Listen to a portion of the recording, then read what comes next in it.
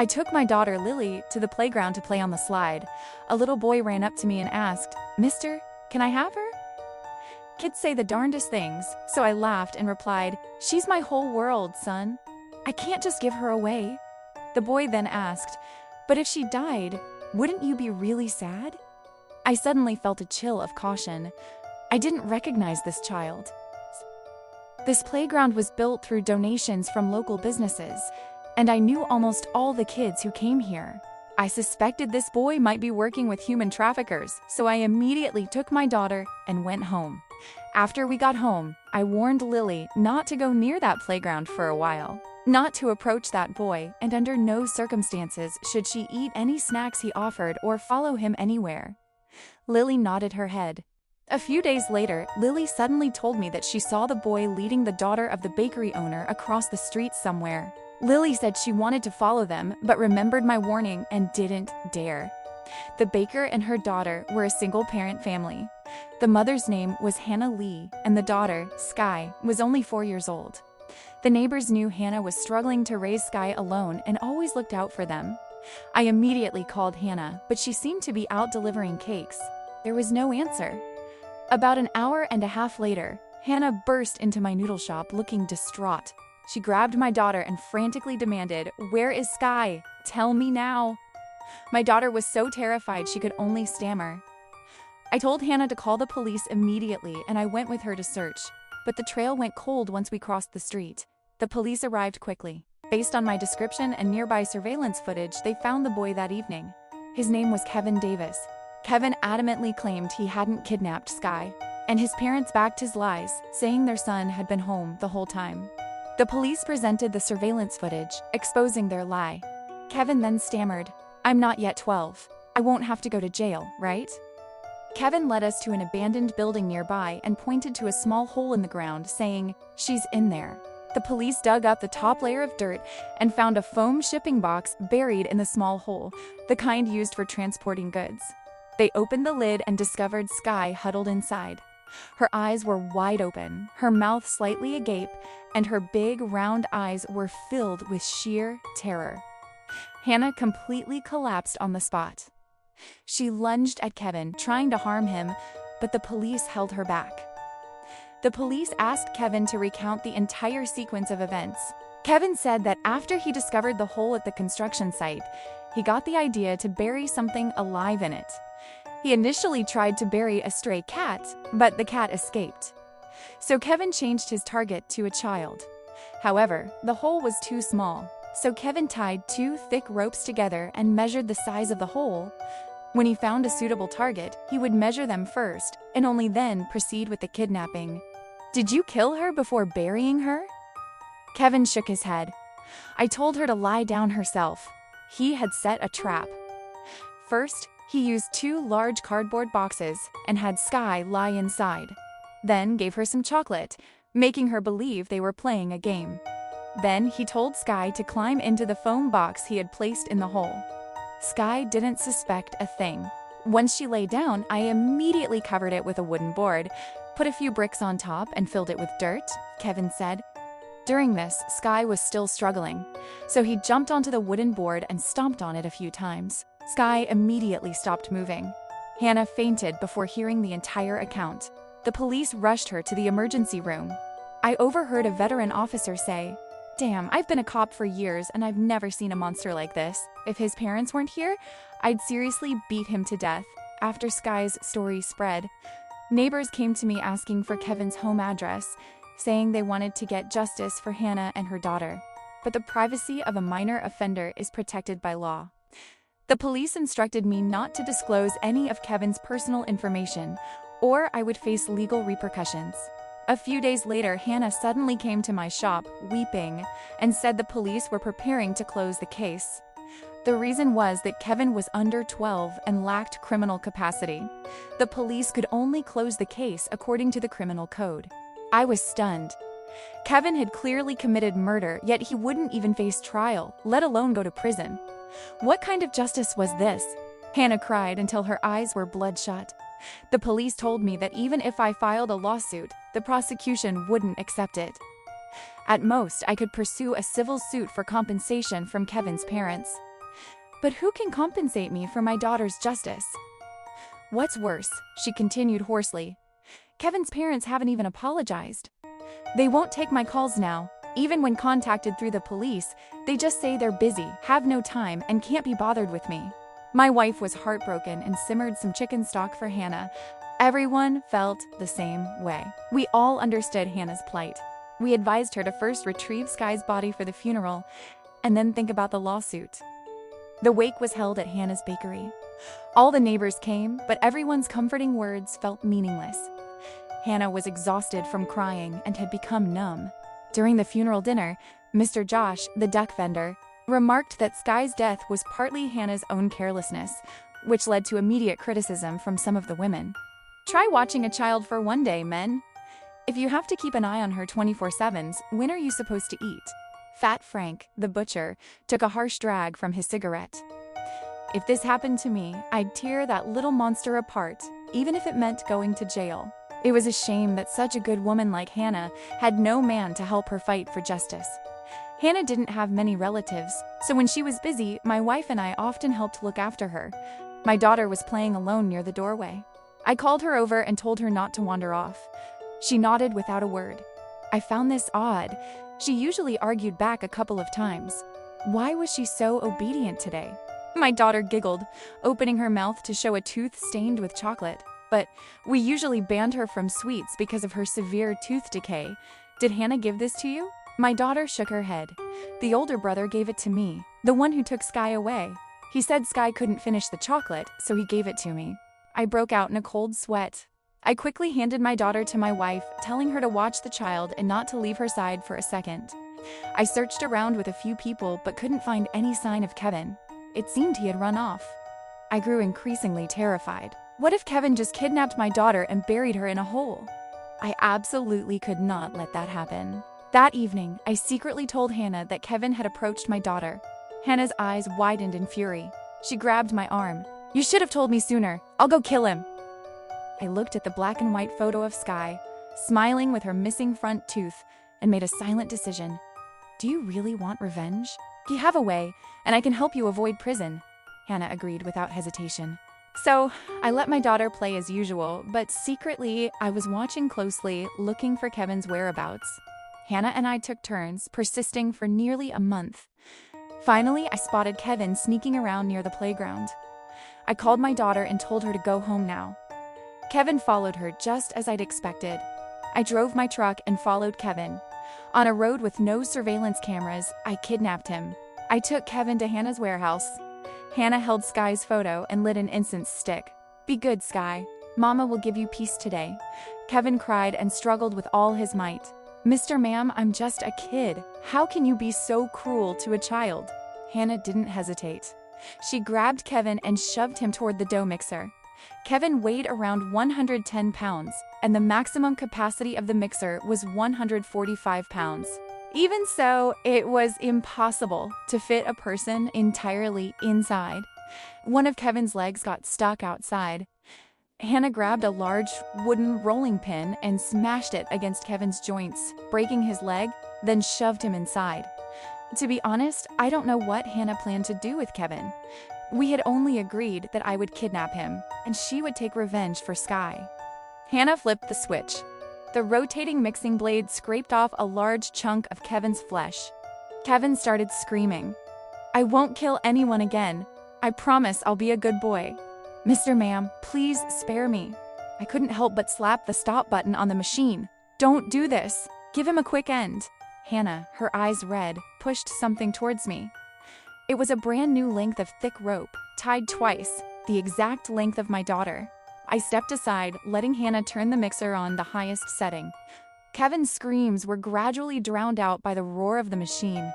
Half an hour later, we put a basin of what could no longer be called a corpse into Hannah's industrial baking oven. Hannah threw a few lumps of dough in to mask the smell of burning body fat. This was usually her baking time, so no one would suspect anything, even with thick smoke rising. After incinerating Kevin's body, Hannah cleaned out the ashes from the oven. She then arranged cakes she had bought from elsewhere in the shop. I handed Hannah the confession and statement I had prepared.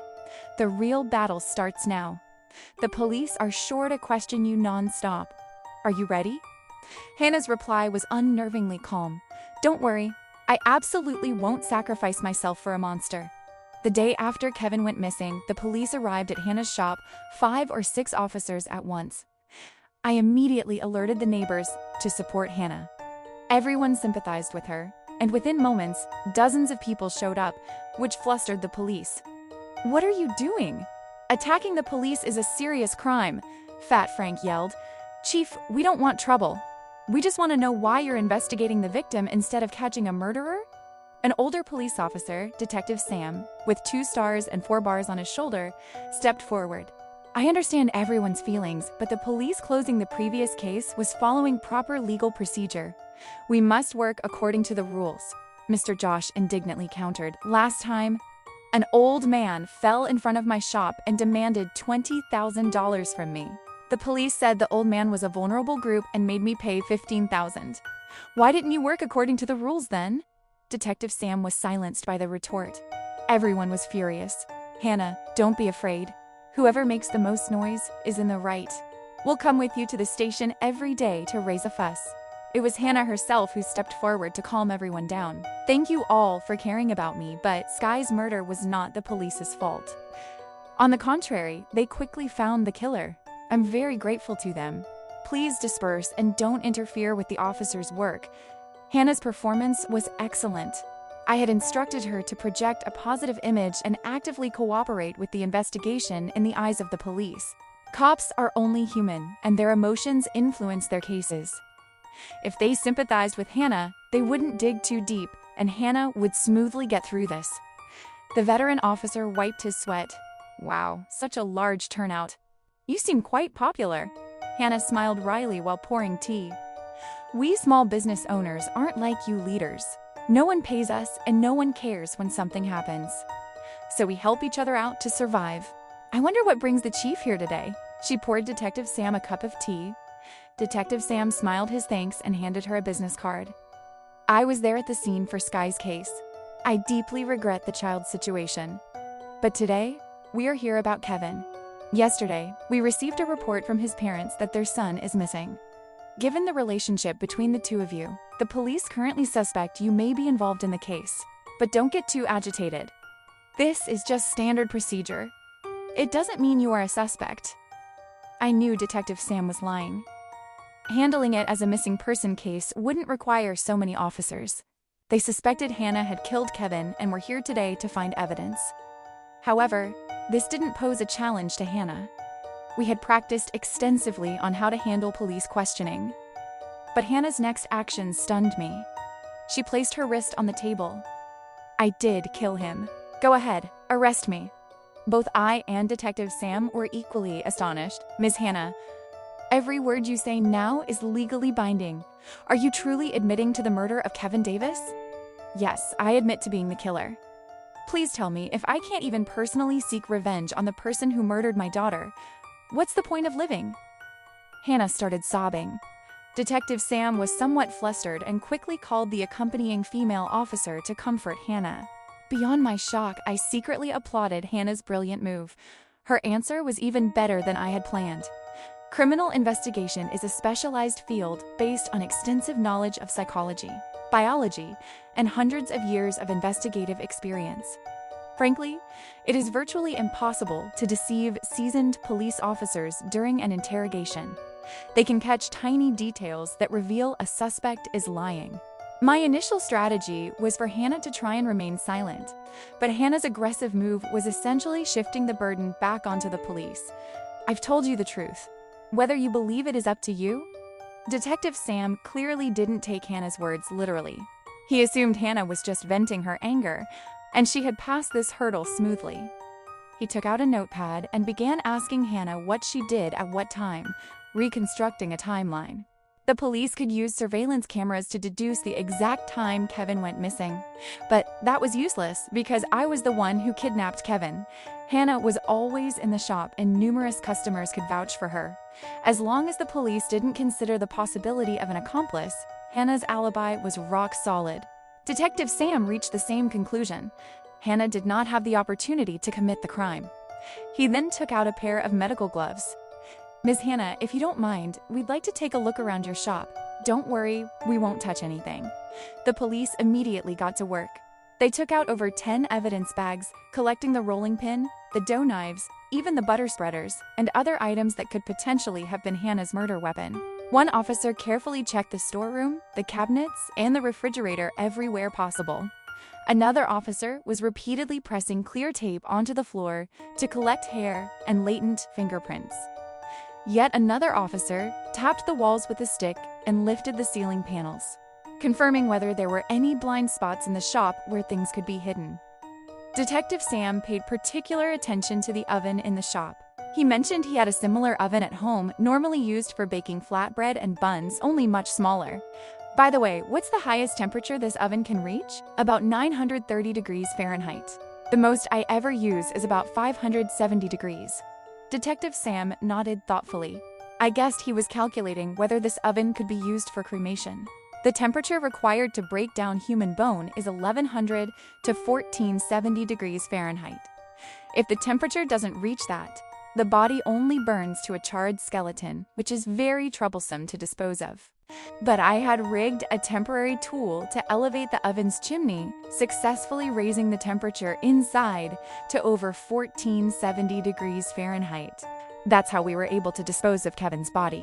After the search, the police restored everything to its original position. Detective Sam asked Hannah, "Besides this shop, do you rent or own any other shops, warehouses, or residencies?" Hannah shook her head. "No, we usually live on the second floor. Because I'm a baker, I have to wake up at 3 a.m. to knead the dough." Sky was always complaining that she couldn't sleep in. As she spoke, she started to cry. Detective Sam sighed and patted Hannah on the shoulder. "Don't worry, we'll clear your name soon." A few days later, the police returned everything they had taken from Hannah's shop, exactly as it was. This showed they hadn't found any suspicious points. I breathed a sigh of relief. This process was more nerve-wracking than I'd imagined. I hadn't slept well for days, my mind filled with images of being sent to prison. No criminal prosecution. That was our victory. No criminal prosecution meant no detention. As long as Hannah was cleared of suspicion, the police would shift their investigation toward a runaway case. With so many missing children across the country, Kevin wasn't special enough for the police to devote all their resources to finding him. As for Kevin's parents, they would not pursue the matter to the end. I heard they both had affairs, and they neglected their son. Since Kevin's grandmother died, the terrible parents gave their son $20 a day to fend for himself. After Kevin committed murder, they were even more reluctant to come home, each wanting to push the child onto the other. Kevin's irresponsible parents were partly to blame for Sky's tragedy. It's a shame the law couldn't punish them. A few days later, a special guest arrived at my shop, Detective Sam. When I noticed him, he was talking to my wife. I quickly walked over with a small plate of food. "Chief, what brings you here today?" Detective Sam smiled. "No need to be so polite. I just happened to be hungry and stopped by for a small bowl of noodles." "Oh, right. I heard your wife say you graduated from a prestigious university. Isn't it a waste of talent to open a noodle shop?" I laughed it off. I just wanted to spend more time with my daughter. Plus, customers are less demanding. No one calls me in the middle of the night to scold me. Detective Sam pulled me over to chat. His conversation was rambling, as if he truly had just come to eat a bowl of noodles. I decided to probe him. "Chief, I see you have 2 stars and 4 bars. A major rank, right? Why aren't you in an office?" "Don't even mention it. Politics don't suit me. I just enjoy being out in the field, studying the details of cases." I thought to myself, if Detective Sam climbed to this position from the bottom through solving cases, it meant he had handled hundreds of cases, and almost none were unsolved. In other words, Detective Sam was a true detective. I swallowed hard. Going up against a man like this was practically suicide. I decided to find an excuse to leave quietly. Detective Sam suddenly pulled out a picture from surveillance footage. It was Kevin. The higher-ups wanted to treat Kevin's case as a runaway and close it, but I disagreed. He tapped the photo. Kevin's behavior is a bit unusual. He's clearly trying to conceal his movements. I think he was stalking someone. He took out another photo. hair in a bun, white sweater, blue overalls. I remember you have a daughter about Sky's age, right? My heart started pounding. In a police investigation, the most critical factor they look for is the motive for murder, especially a powerful one. My initial plan was that if the police didn't know I had a motive, I could cover for Hannah and she would be cleared of suspicion by her alibi. But I never expected Detective Sam to discover my motive so quickly, thus inferring that I was Hannah's accomplice and shattering Hannah's alibi.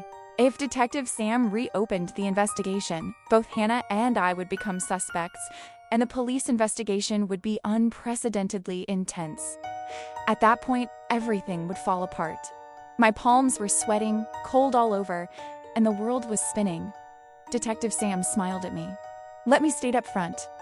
I'm not here to work a case today, and I don't have any recording or listening devices on me. Don't worry. Honestly, I deeply sympathize with Hannah and completely understand your predicament. I even have some connections in the legal system. If you turn yourselves in, I'll actively seek a reduced sentence for you. I couldn't help but ask, how much can you reduce it? Detective Sam smiled even more brightly. Kidnapping alone is punishable by 5 years or more. If it leads to death, it's 15 years to life. But if you deny knowing Hannah's revenge plan, I can help you get a 5-year sentence. As for Hannah, the court will consider her prolonged suffering from losing her daughter and her mental collapse. Perhaps they'll reduce the sentence to 17 or 18 years. I couldn't help but give a bitter laugh. Kevin murdered Sky and didn't spend a day in prison, while Hannah would have to pay with the best years of her life. Isn't the essence of the law fairness? I slowly calmed down and looked Detective Sam straight in the eye. Thank you for the reminder, Chief. I will protect my daughter from harm, no matter the cost. I deliberately emphasized the last 4 words. The smile vanished from Detective Sam's face. I've been a cop for so many years, and I've never seen a case completely without flaws. Do you want to reconsider? I've thought it through. I will stand on the side of justice. How is killing a child considered justice? Your moral standards are too low. Killing is certainly not justice, but if the law cannot protect me, then I will use every means to protect myself. I believe that is justice. Detective Sam seemed to realize that further talk was useless and sighed. Well then, I'll see you later. It was too early to admit defeat. Simply having a motive was not enough. Detective Sam needed evidence. A criminal prosecution required a complete chain of evidence: the murder weapon, the body, and the crime scene. Detective Sam had to find at least one of these 3 things. As long as he found none, that was our victory. Detective Sam indeed reopened the investigation. More than a dozen police officers searched Hannah's shop from top to bottom. They didn't miss a single square inch of the floor, first taping it, then spraying luminol solution to check for fluorescence, even checking the entire ceiling. 2 officers outside roped off the area with yellow crime scene tape, announcing that any trespass would be considered disturbing the public order. The neighbors could only watch helplessly. Detective Sam did not search my shop. He seemed to assume the killer was definitely Hannah and focused almost all his effort on her. During the search, Detective Sam constantly observed Hannah. She appeared unconcerned, holding a piece of dry bread, breaking it, and eating it.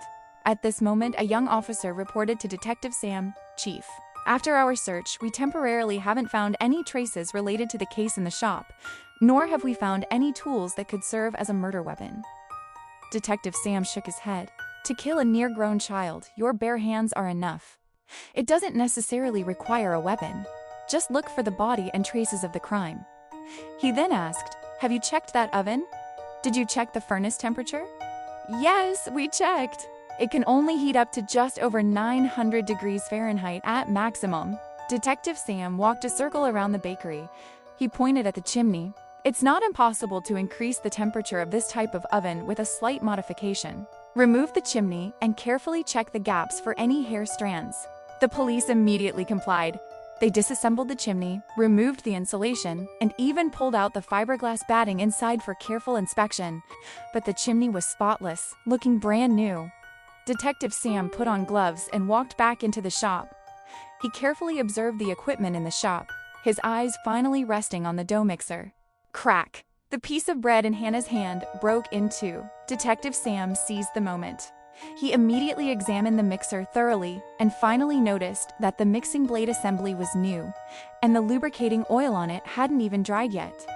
He immediately removed the mixing blade assembly and checked it with luminol solution. But there was no fluorescence reaction. Detective Sam was clearly a little disappointed. He ordered the police to take the mixer away, to be sent to the Forensic Center for microbial culturing and the extraction of Kevin's DNA. A few days later, the results were in. Nothing. Detective Sam was indeed formidable. Based only on observation, he had roughly deduced the method we used to kill and dispose of the body. But he didn't know that the evidence was actually hidden right under his nose.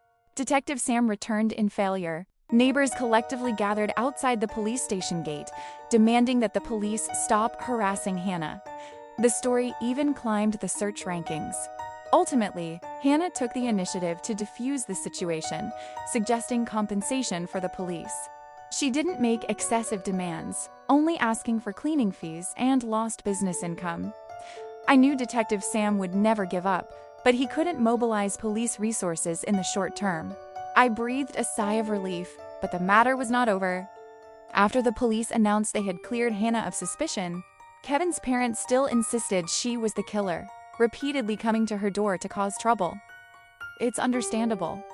Although they had almost no concern for their son, Kevin was still their flesh and blood. Neighbors found out about this and cornered the couple in Hannah's shop, giving them a beating. After that, they didn't dare show up casually anymore.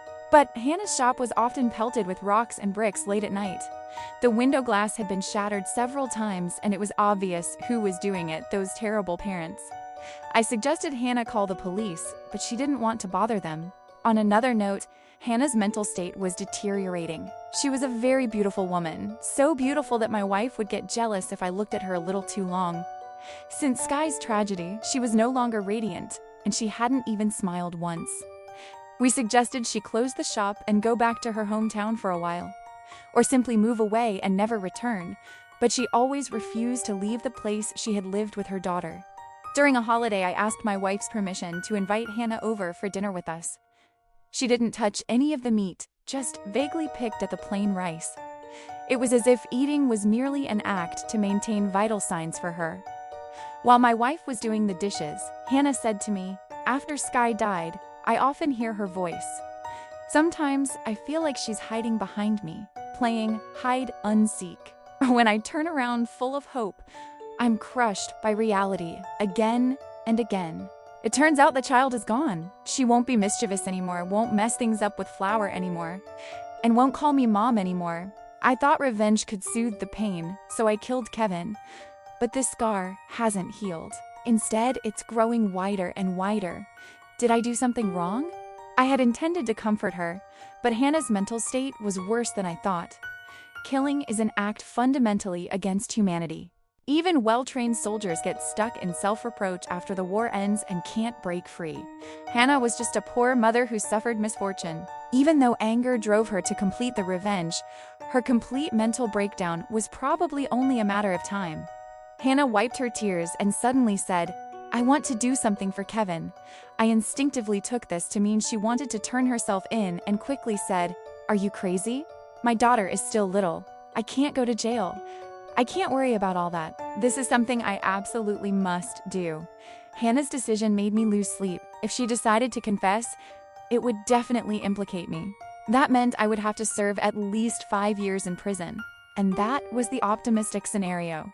If the police pursued my obstruction of the investigation, concealment, failure to report, and even listed me as an accomplice to Kevin's murder, I might not even be able to attend my daughter's wedding. Given Hannah's current mental state, it wouldn't be surprising if she did anything crazy. I really couldn't rely on reasoning with her. If the worst happens, I might have to handle her too. I quickly suppressed that thought, but one terrible idea after another kept popping into my head. People are ultimately selfish. My father-in-law was sick, and my wife decided to take our daughter home for 2 days. I was alone in the shop. Hannah suddenly messaged me saying a light bulb in her shop was broken and the circuit breaker kept tripping. She wanted me to come over and take a look.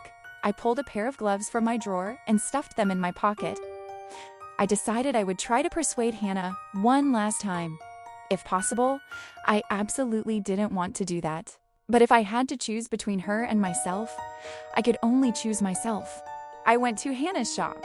She said the electrical box was in a small room. This room used to be a restroom. It had no windows and was very dark inside. I took out my phone, turned on the flashlight, and searched but couldn't find any electrical box. Just then, the door behind me was suddenly locked. I was startled and desperately banged on the door, asking Hannah why she locked me in. Hannah didn't say a word. Instead, she took a large padlock and locked it from the outside. My heart was pounding with tension. Could Hannah have guessed what I was planning and locked me up to turn herself in to the police? Damn it. I kicked the door hard a few times. Just then, I heard footsteps downstairs. 2 people had arrived. I didn't dare make a sound. This was an old restroom door with a small ventilation window at the bottom. I bent down and looked out through the window. I discovered the people who arrived late at night weren't the police, but Kevin's parents.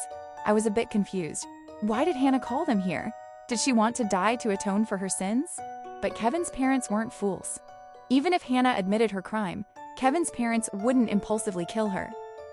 All they had to do was call the police. After all, the love they had for Kevin was minimal. It couldn't compare to Hannah's. Hannah poured tea for the 2 of them and brought out 2 pieces of dry bread, the same kind she had been eating lately. Kevin's mother slammed her hand on the table. "Where did you hide my son? Hand him over now, or you'll regret it today." Kevin's mom went crimson. "Nonsense, who says you don't love your son? Then prove it to me. These loaves are my failed batches, hard and barely edible. If you eat them all, I'll believe you." Kevin's parents exchanged glances and reluctantly broke off pieces of the bread to eat with their tea. Before long, they finished them. Hannah stood up, leaned toward Kevin's mom, and whispered a few words in her ear. Kevin's mom went berserk, lunging at Hannah and grabbing her neck.